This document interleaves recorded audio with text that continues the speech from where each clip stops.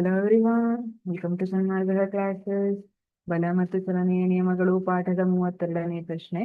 ಚಲನೆಯ ಯಾವ ನಿಯಮವು ಬಲದ ಅಳತೆಯನ್ನು ನೀಡುತ್ತದೆ ಅಂತ ಕೇಳ್ತಾರೆ. ಚಲನೆಯಲ್ಲಿ ನಾವು 3 ನಿಯಮವನ್ನ ಸ್ಟಡಿ ಮಾಡ್ತೀವಿ.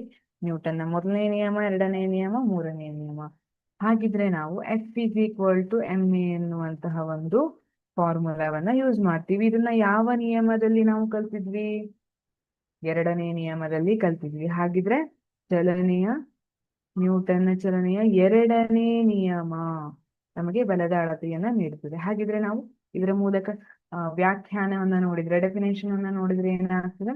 ಯಾವುದೇ ಕಾಯದ ವೇಗೋತ್ಕರ್ಷವು ಅದರ ಮೇಲೆ ವರ್ತಿಸ್ತಾ ಇರುವಂತಹ ಬಲಕ್ಕೆ ನೇರಾನುಪಾತದಲ್ಲಿರುತ್ತದೆ ಹಾಗೂ ಆ ವೇಗೋತ್ಕರ್ಷವು ದ್ರವ್ಯರಾಶಿಗೆ ವಿಲೋಮಾನುಪಾತದಲ್ಲಿರುತ್ತದೆ. ಈಗ ಇದರ ಉದಾಹರಣೆಯನ್ನ ನೀವು ನೋಡಿದಿದ್ರೆ, ಸ್ಕೇಟ್ ಬೋರ್ಡ್ ಅನ್ನ ನೋಡಿ. ಇಲ್ಲಿ ಈ ಸ್ಕೇಟ್ ಬೋರ್ಡ್ ಏನಿದೆ, ಬರೀ ಸ್ಕೇಟ್ ಬೋರ್ಡ್ ಇದೆ ಅಂತ ಅನ್ಕೊಳ್ಳಿ.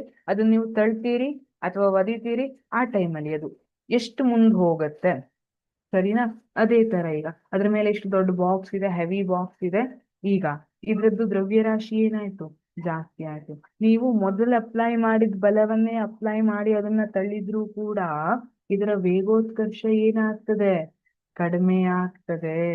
ಗೊತ್ತಾಯ್ತಾ? ಹಾಗಾಗಿ ನಾವೇನ್ ಹೇಳ್ತೀವಿ? ವೇಗೋತ್ಕರ್ಷ, ಒಂದು ಕಾಯದ ವೇಗೋತ್ಕರ್ಷವು ಅದರ ಮೇಲೆ ಹಾಕಿದಂತಹ ಬಲಕ್ಕೆ ನೇರಾನುಪಾತದಲ್ಲಿರ್ತದೆ, ಹಾಗೆ ಅದರ ದ್ರವ್ಯರಾಶಿಗೆ ವಿಲೋಮಾನುಪಾತದಲ್ಲಿರ್ತದೆ ಅಂತ ಹೇಳ್ತೀವಿ. ಅಥವಾ ಇನ್ನೊಂದು ಡೆಫಿನೇಷನ್ ಅನ್ನ ಏನ್ ಹೇಳ್ತೀವಿ?